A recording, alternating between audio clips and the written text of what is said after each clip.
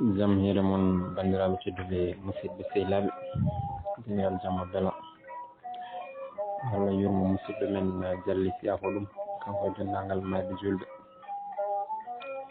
en garti hannde jokkude ɗo yewtere nde gonnoɗen e dow mum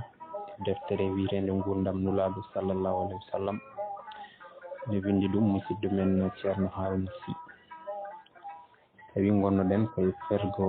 nulaɗo faade Madina. En garino e fuɗɗode fergo ngo koye ɗum jiɗɗen jokkude so Allah jaɓi. nde fergo saati nde Aboubacry yiɗino ferde o haalani ɗum nulaɗo Allah o on wimo fat ina wawi Allah rokkuma jaadiɗo mo jiɗɗa o.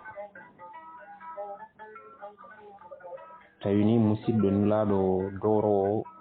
hoylino ina ɗannodi e nulaɗo o ɗanngal goddungal o soodi moli geloɗi o resi ɗumen e resorde wirnide guite omo ñamminide mo ñammina ɗi ko ɓuri moƴƴude e ɗin dabaji kam so yaadu ngu yonti tawa eɓe kutoroɗi no hannirta ni. Aissata ɓi Aboubacry wi nulaɗo Allah o meeɗa jooɗade ñalngu timmungu arani galle amen. ñande wotere o ari toon ko nangue hoore kellew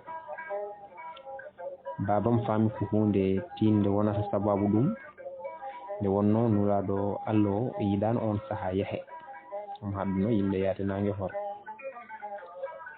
nde o yetti ko Aissa haalata o wi o dirti e jooɗorde makko o rokki nulaɗo jooɗi. nde nulaɗo o jooɗi wi Allah yamiri kam yaltude makka e nder landam mi sera minni. Aissa jokki hande o wi babam jaburimo dande ɗaɓɓitore lefdude wi enen jadata an annabi ko enen jadata. nulaɗo Allah wimo eyyi ko enen jadata e ngol jabowol gonɗi golti guite babam no meeɗani yirude ina golto. o habri nulaɗo wonde omo heɓino ɗanngal ngal wiyama kadi o ñumani Aboubacry on ne ñumanimo fodde cile tati.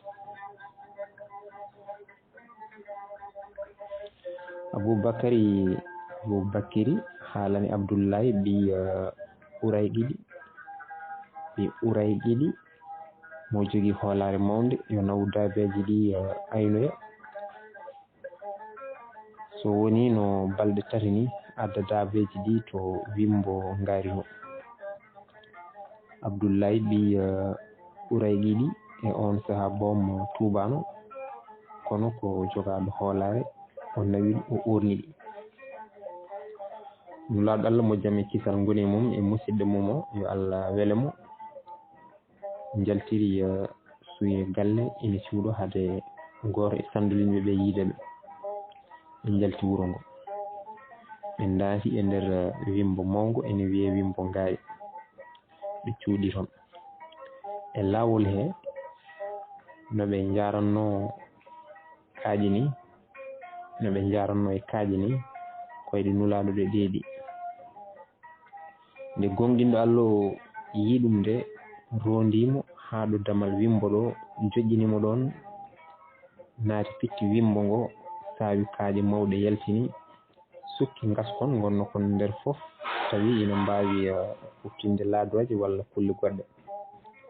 caggal ɗum ɓe naati nden ɓe naati toon Aboubacry aflinimo koyɗe mum ɗon tan nulaɗo ɗaani ɗon tan Allah addi lekki kina tolno e darde neɗɗo dardaro funni ɗum e damal ɗon tan pooli ɗiɗi ngari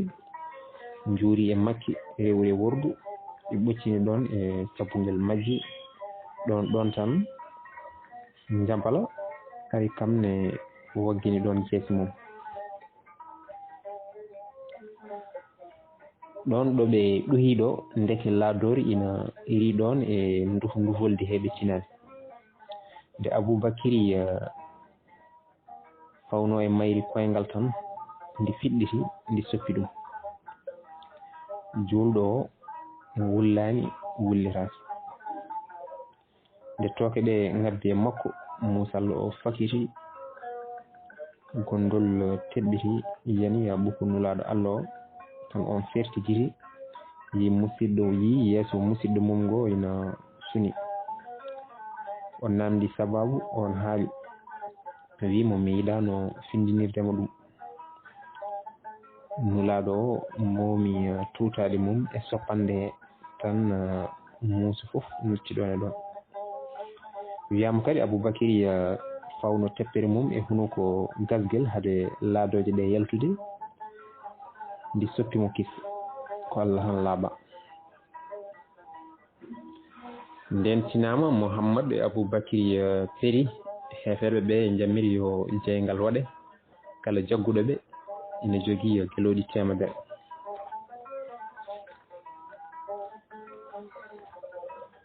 yimɓe hewɓe coori e ladde ene cinno teppe yimɓe walla koyɗe geloɗi Abou Jahli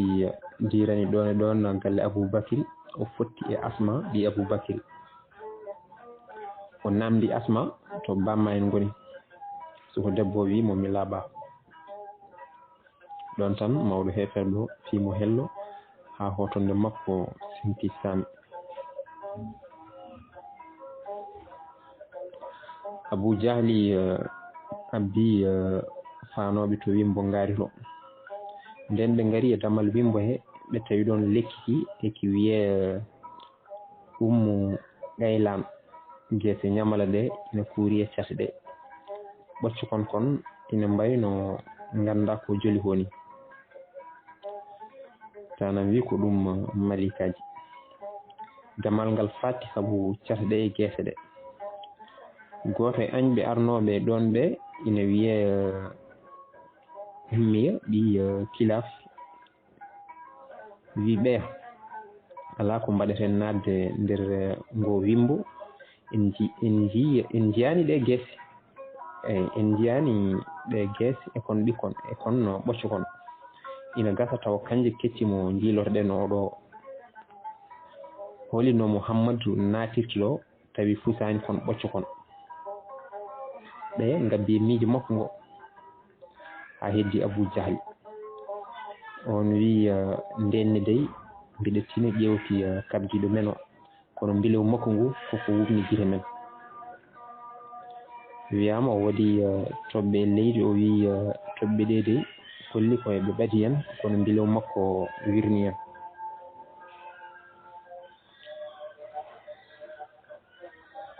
to nder wimbo to Aboubacry serani e woytade yo nulaɗo Allah deeƴ hade ɓe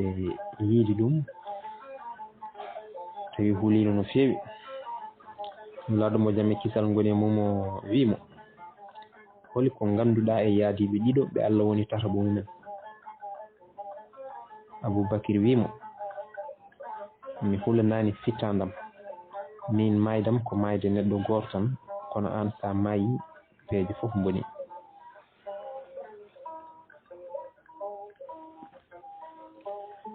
ɓe ɗuhi ɗon fodde balɗe tati Abdoulaye bi Aboubacry ñallata ko wuuro ina heeɗo ko añɓe ɓe pewjata so hiiri wara humpidde suuɗiɓe ɓe gaynako Aboubacry ina wiye Amir ɓi Fohira aynudoye e aynaɓe añɓe ɓe so hiiri jofira to Abdoulaye rewata to beele omo momta pele mum o addonora julɓe suuɗiɓe ɓe kosam Asma ina addana ɓe ceeli tew e mburu nden balɗe tati ɗe timmi Abdoulaye ɓi ɓuuray qini ari addi geloɗi ɗi Asma addani ɓe joɓari mabɓe fodde koɓe gonata e ɗanngal he o woni e sindude geloɗi he nden o ronki dañde celtol ko haɓɓiri o selti e dadol makko ngol o dadigol o sindiri hen celtol gotol tuggi nden o watti wiyede joom dadi ɗiɗi nde geloɗi ɗi ngari Aboubacry wimo wadɗo baaɗo ɓuri moƴƴude.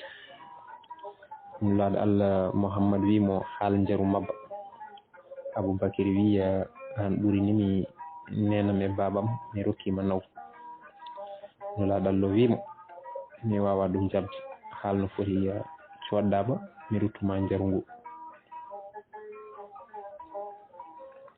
o haali ɓe nanodiri ɓe jaɓodiri ɓe coori. ba ngeloba naybal nofru mabba ina ŋurmita koba poorewa ngarɗuba towba eɓa wiye Allah usuwa walla abba. Abdoullahi ɓi ɓurayɗini waɗɗi ngeloba mum ko kam holloytaɓe codolgol.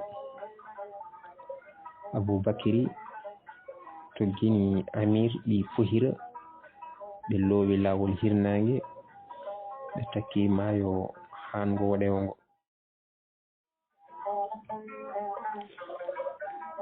nulaaɗo Allah o mo jamme kisal ngoni mum o e ɓurɗo gonɗinde e julɓe o peri e yamirore Allah towɗo o mo ɓe dandata diina mum o. nulaaɗo Allah wi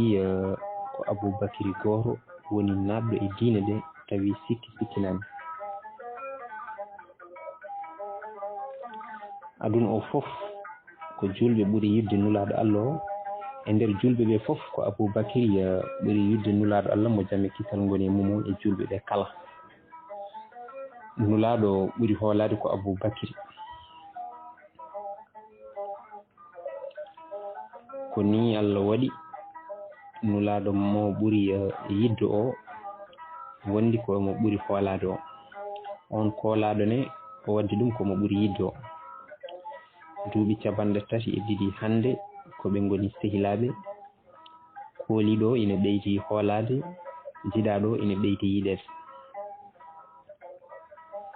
eɓe gummi Allah, eɓe gondi Allah, eɓe payi e Allah, e inde Allah, e yidde Allah, e yamirore Allah.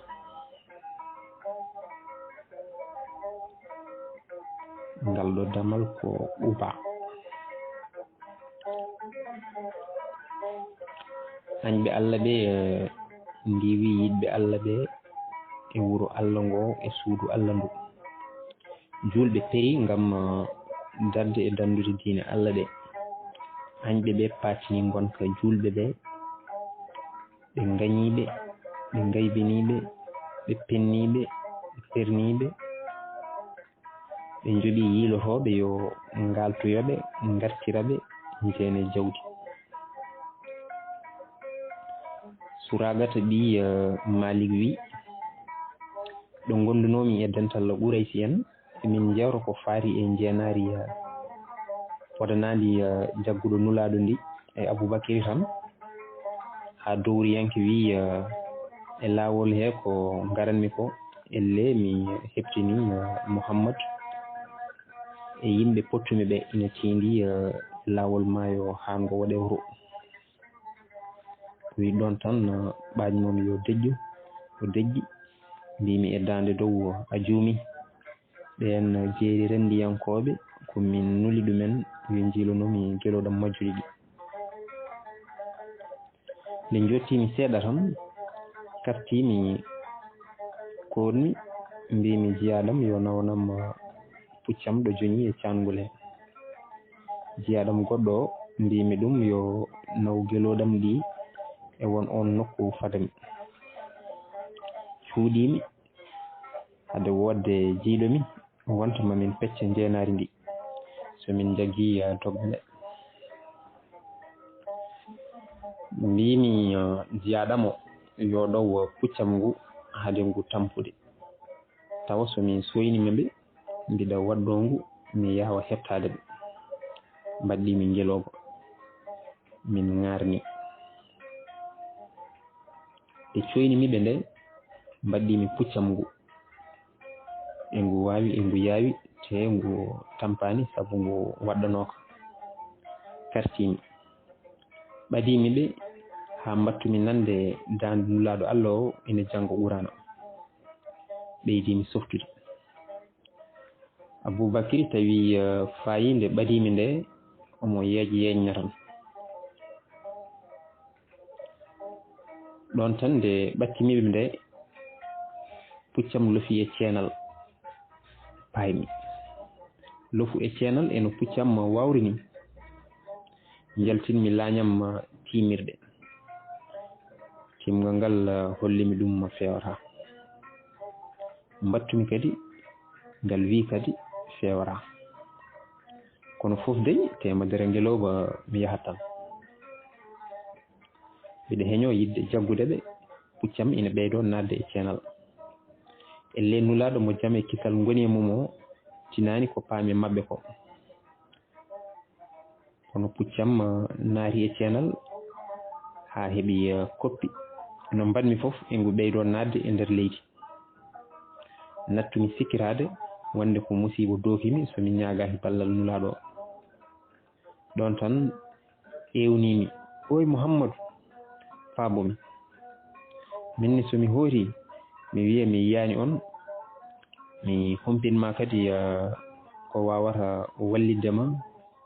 ñaago joome yaltina puccam ngu ni woni nulaɗo Allah Mouhammad mo jaam e kisal ngoni e mum o suuti juuɗe mum ɗe dow wi ey Allah so suragatu ina gonɗi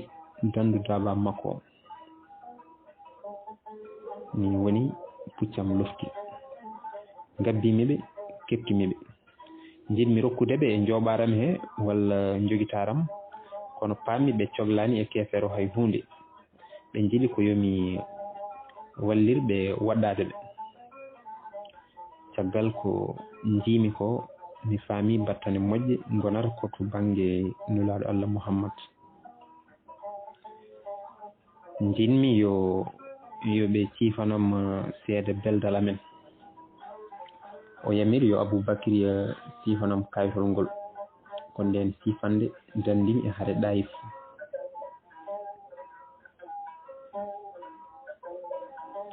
kala namdinoɗo hoto jahannomi mi majjini ɗum fuɗa mi ƴetto ɓen siftannoɓe yimɓe ɗi sifaji puntoji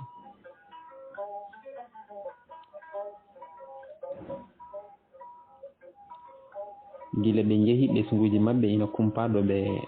jarata eno ɓe goori ñalngu goto tan ha jimowo goto ari e makka ina yima anda ko so neɗɗo walla jinne omo yima ɗum ɗo yo Allah lamɗo yimɓe o yob ko ɓuuri moƴƴude ɓen yaadiɓe ɗiɗo foftiɓe e tillisa ummo ma abad ɓe gardi koye jortoji moƴƴi ɓe jawti nde hiiri nde yo ƴellito on jaadiɗo Mouhammad yo nokku o debbo mo suudu kabɓe en wonan ɓe malu sabu ko kanko wonno denowo jabɓe Allah ɓe koni ɓesguji julɓe ɗiɗo ɓe paami holi to jinnaɓe mumen goni te gandi eɓe celli Madina naɓe ɓe nani nulaɗo mo jaam e kisal ngoni mum e Aboubacry nana e lawol kono ɓe jiyani ɗumen taw ɓuubani heedi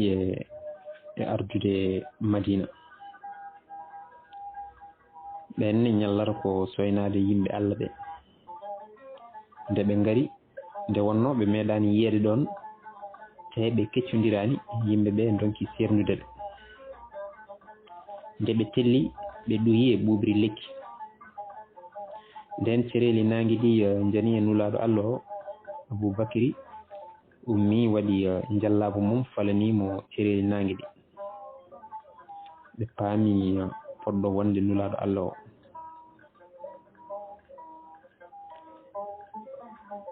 ɓe giidi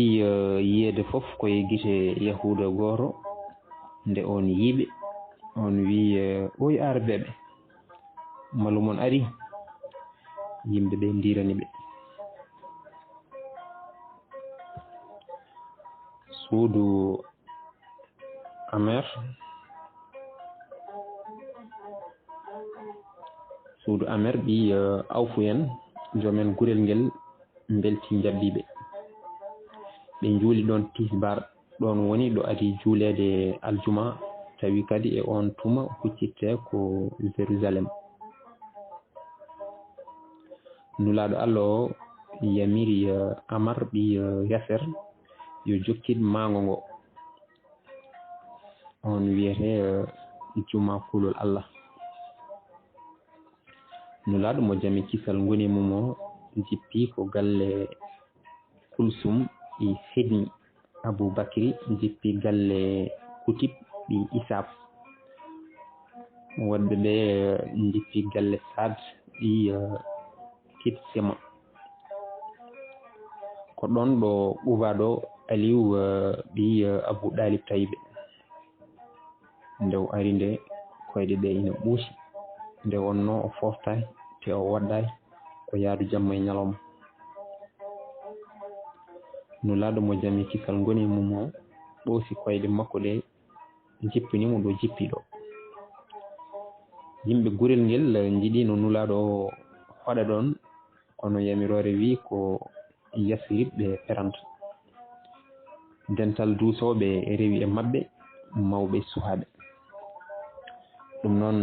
bandiraɓe tedduɓe musidɓe sehilaɓe ko ɗo karten ha ñande wonde so Allah jaaɓi garen noon e naatgol mabɓe Madina. noon Allah jarama on jarama.